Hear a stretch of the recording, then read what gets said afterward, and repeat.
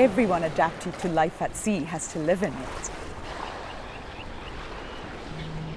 Uniquely, the White Tailed Tropic Bird is found nesting all year round at Amilla in the naturally lush vegetation. And with no natural predators, they nest on the ground in the same location they were born. Their droppings fertilize the soil, helping vegetation to flourish, ultimately preventing beach erosion. Seabirds are the world's most threatened group of birds due to fishing and plastic pollution. And Amilla is a safe haven for them as they protect and monitor each nesting site.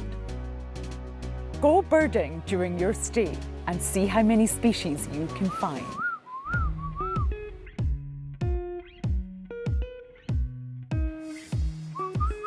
I absolutely love birds. Here in the Maldives, we call birds doonies. This is also one of the things that we call our loved ones. I think birds are really, really important to this environment. Therefore, it's absolutely crucial that we protect them and their habitat. A lot of the experiences you can have in Maldives are focused around the marine life.